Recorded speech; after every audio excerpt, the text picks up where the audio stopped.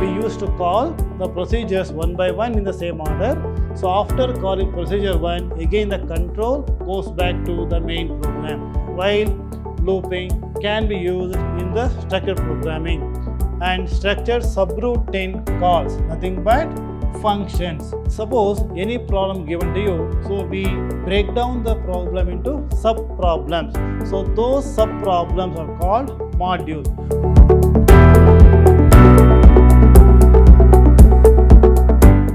Dear students, welcome to CS classes.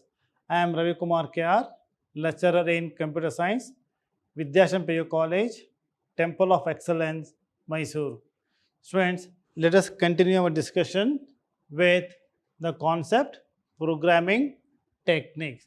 So in our previous session, we had discussed about errors as well as problem solving approach. So next concept is programming techniques. Programming techniques. Programming techniques are nothing but programming methods in practice. So programming methods, what generally we practice, are called as programming techniques. And here there are different types of programming techniques. The first one is unstructured programming, procedural programming, modular programming, and object-oriented programming. See, these are the steps or these are the methods or normal methods of programming in practice. Now let us say this one by one. Now the first one is unstructured programming. What is the definition of this? The people start learning programming by writing small and simple program consisting of only one main program.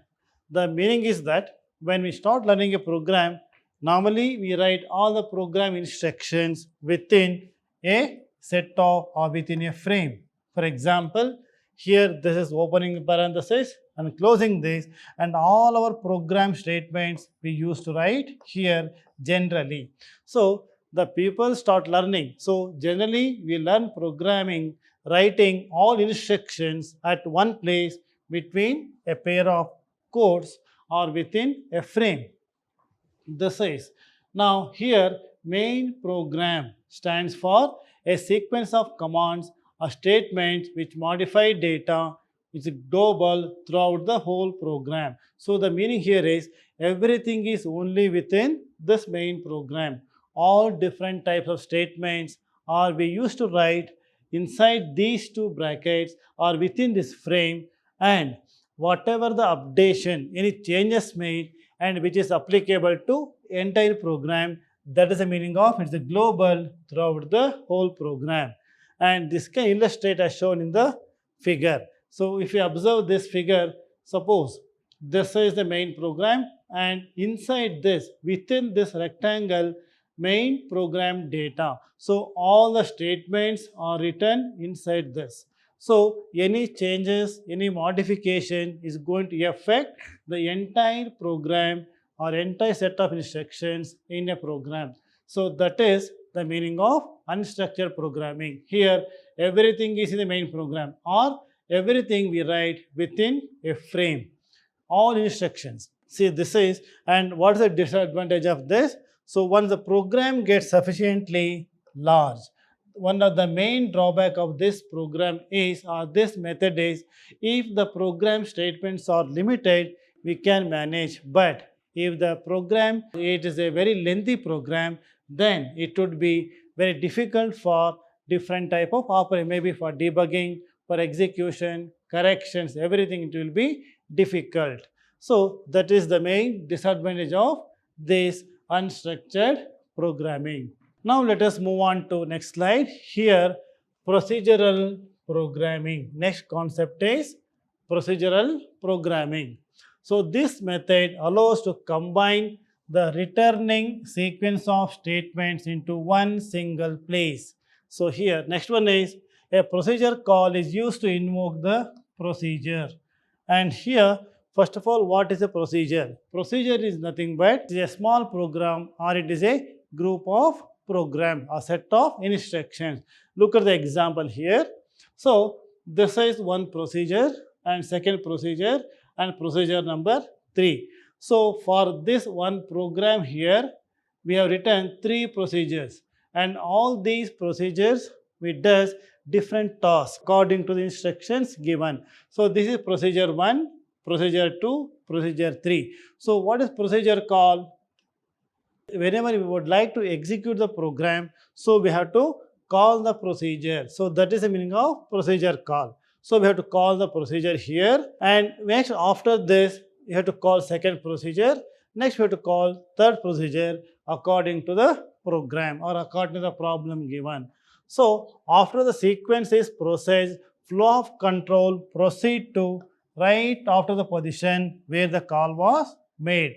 For example, in this example, suppose this is the main program here. So here the procedure call from main program goes to procedure 1, and once the statements are executed, so once this task is completed, the flow of control, the control goes back to the same original position. So this is the main program data. We used to call the procedures one by one in the same order. So after calling procedure 1, again the control goes back to the main program.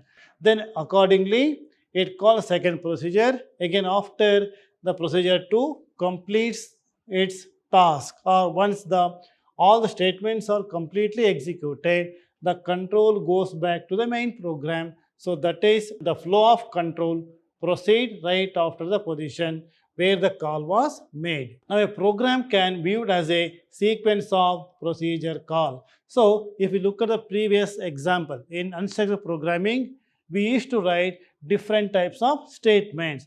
But here in this procedural programming, our main program, so our main program consists of only the procedure call, means the statements to call procedures one after the other or in the same order based on the instructions or based on the problem. So that is, so your programs looks like a list of procedure calls, and the main program is responsible to pass data to the procedure. The data is processed by the procedure. If you look at this example, the main program, it contains or it has different types of data. So whenever the procedure call is made, the main program data, it transfers or it provides the data to the procedure 1, or it pass the data to the procedure 1 and execute the statement and all the calculation done inside the procedure 1. After that, the control or flow of control goes back to the main data. So similarly, again, the main program is responsible for transferring the data to the different procedure according to the statement. So this is procedure programming. Now let us move on to next type of programming techniques, that is structured programming. So what is structured programming? Generally, if you say structured programming, it is the best method of programming where the programmers or user cannot deviate easily. That is the main concept of this structured programming. Here, the user or the programmer has to follow the protocols or syntax according to the language so that deviation is minimum. That is the definition of structured programming. Now let us say definition. Structured programming is a method of programming by using the following type of code structures. Here, whenever writing a program, we are following these type of statements in structured programming. So they are sequentially executed statements. So here the statements we have to write in the sequence or in the order. And conditional execution of statements. Now conditional statements. So we have learned in our previous session conditional construct or programming construct. There we have learned if else, so on. So those statements can be used in structured programming. And looping or iteration means the looping structure or looping construct for do while and while looping can be used in the structured programming. And structured subroutine calls, nothing but functions. It is also possible or it allows to use functions in structured programming. So it's a programming method where we can make use of these type of statements in a program. And apart from that, in particular, the following language usage is forbidden. Means we are not supposed to make use of these type of statements in a programming. So then if we use it, then it cannot become a structured programming or right method of programming. So accordingly, go to statement. It is a gem statement or go to statement we are not supposed to use in structured programming. Means here we cannot change the flow of execution by using go to statements. Next, break or continue in the middle of the loops. Normally, we are using a loop structure, and loop structure, it completes its execution until the condition is satisfied. So within the loop, so we are not supposed to make use of break or continue statement in a loop structure. And multiple exit points to a function or a procedure or subroutine. So generally, if we talk about a function, there should be only one entry and one exit. So that is the right method of programming. So we have to make sure that our programs or functions or procedures or subroutines must have only one entry and only one exit point. That is, multiple exit points can be avoided. And multiple entry points, same thing here. So multiple entries should not be there, and even multiple exit. So these are the points we are not supposed to make use of in structured programming. Next method of programming is modular programming. So what is a module generally? Suppose any problem given to you, so we break down the problem into sub-problems. So those sub-problems are called module. What is a module generally? It is a smallest unit of a program. So the process of splitting the lengthier and complex program into number of smaller units are called modules. It is called modularization. And programming with such approach is called modular programming. Suppose any problem, if the program is very lengthy or very large program, to simplify it, we break down into number of sub-problems or sub-programs. Those sub-programs are called as module. So those module, if you use those technique, it is called modularization and it is modular programming. Now look at this schematic diagram here. Suppose this is a main program data, and here this is one module. So each module can have its data as well as data 1 and procedure 2. So this module is a small program. It may have its own data as well as different procedure or functions. Similarly, another module here, this module can have data as well as another data from other thing, and you can have its own procedures. So here responsibility of the main program or main module is to provide data to the respective modules. So this is the method of dividing the given problem into sub-problems or sub-programs. Those sub-programs are called modulars. So these type of programming is called modular programming. Now let us see the advantages of modular programming. One is reusability. Means if a particular set of instructions is to be executed repeatedly from several different places within the program, then we can make use of this group of instructions as and when the module is required or necessary. So here one of the advantages called reusability. The meaning is that the set of instructions or the same set of instructions can be used in the same program at different points wherever necessary. That is reusability. Here the user or the programmer need not to rewrite the entire set of instructions once again. That is reusability. Next one is debugging is easier. So because this modular programming, once if we execute the program, it is easy for us to identify where the error is.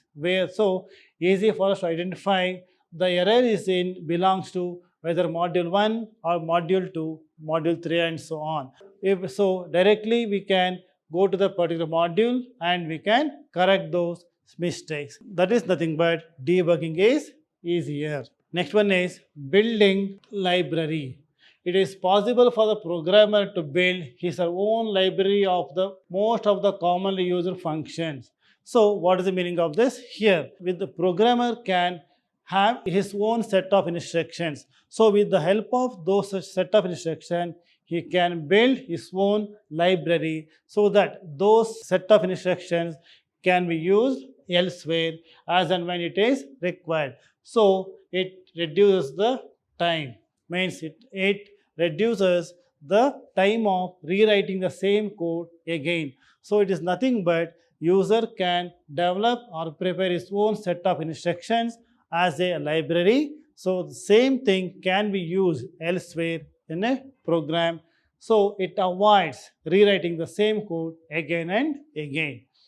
Next one is portability.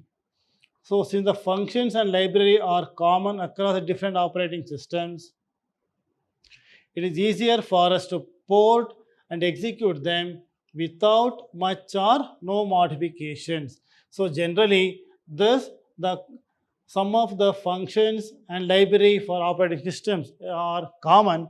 So based on that, it is easy for us to port and execute them or execute these modules easily. That is the advantage of this modularity.